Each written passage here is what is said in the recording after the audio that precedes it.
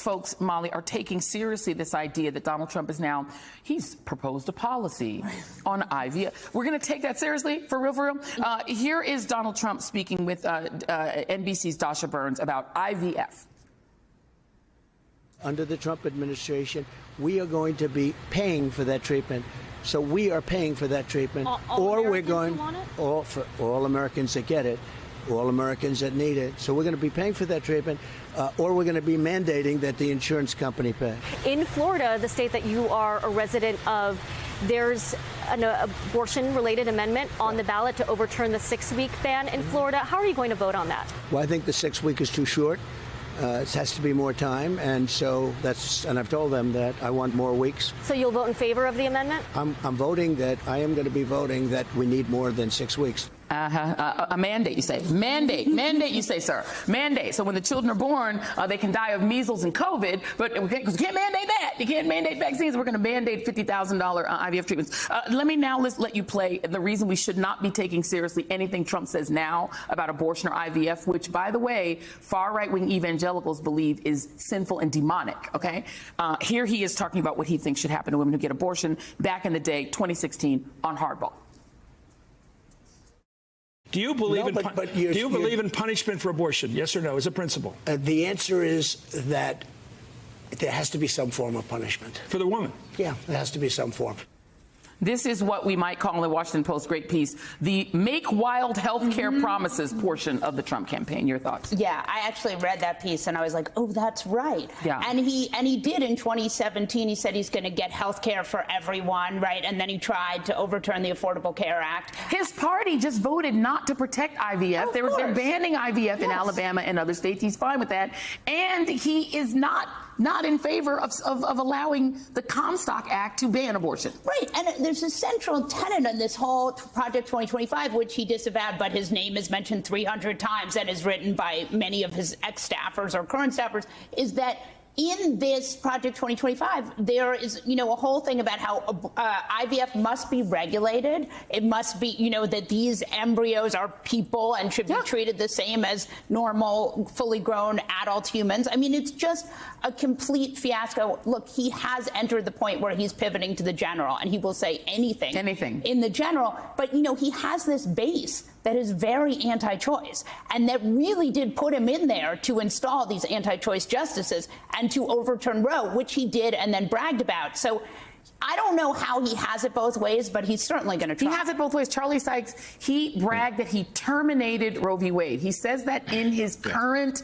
campaign stops. He is proud of it. He put those justices on at the Heritage Foundation's demand. He did it. He would put more on, younger versions of Clarence Thomas and Alito, who would retire immediately upon his becoming president. So now the media is taking absolutely seriously the idea that he is proposing to help women get IVF for free. Your thoughts? Well, it is interesting seeing that Donald Trump has decided he's in favor of socialized medicine when it comes to all of this. But I'm really glad you played that 2016 clip with Chris Matthews, because that's kind of a classic moment where it was obvious that Donald Trump had not given 5 seconds worth of thought to the issue. I mean, this is a huge thing for the evangelical base. Yes. And now they're coping with the fact that he's throwing them under the bus, that he, the most pro-life president ever, has decided that now he's pro-choice. Next week, is he going to come out in favor of taxpayer funding for abortions? Probably. What are they going to say then? But Charlie, if he thinks it'll keep him out of prison, yes, he will. He will say anything. No, to Molly's point, he wants to have it both ways. But this is what's interesting about this Florida vote. It's a yes or no vote. It's up or down. It is a binary choice. He's either going to have to vote and say he's voting in favor of it, which codifies Roe versus Wade and is a complete repudiation of the pro-life movement, or he's going to have to say, no, I'm going to vote no, in which case he is endorsing this 6-week ban, which makes it very interesting that the Harris campaign has decided to do a bus tour of Florida focusing on reproductive rights, because I think they understand that he's in a vice on this one. So here's the challenge to the media.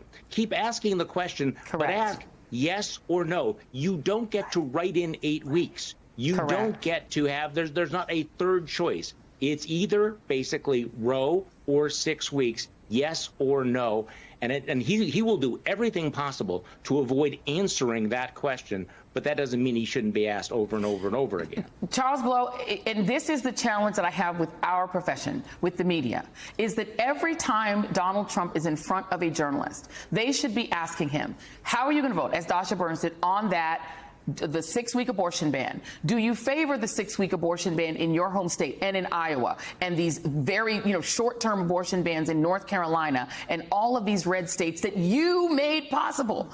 And the fact that he probably won't be asked about it, like he's not asked about that maybe $10 million bribe from Egypt, like he's not asked to provide even just his basic medical records from one of the biggest stories in our lifetime, the attempted assassination of a president, and we have no medical records from him. He's not asked anything. He's just allowed to vibe. They're just like entertain us, as Ply said on his Instagram. She's asked to explain. He's just asked to entertain. Right. And I think you're right that he should not just be asked how he's going to vote on that particular issue, but also be confronted with all of his passages. Was this the truth, or is this now the truth? Which of the things that you're saying are the truth? Because what Donald Trump does is he sets up a paradigm that we accept, which is, I am the abnormal candidate. Everyone else is the normal person. And every time they veer from normality, you have to grill them. I will grill them. I will jump all over them, because you're supposed to stay in your lane, which is normal. I can stay in abnormal land, and I can do all sorts of abnormal things, and you must accept that as the normal side of me. That is, that's an uneven playing field. And that is not something that we should ever accept in journalism. And I understand that we don't always have enough time. You have 30 minutes. You figure out if you're going to go back and back and back and back at somebody on one question, or do you get to the 5 questions you had ahead of you?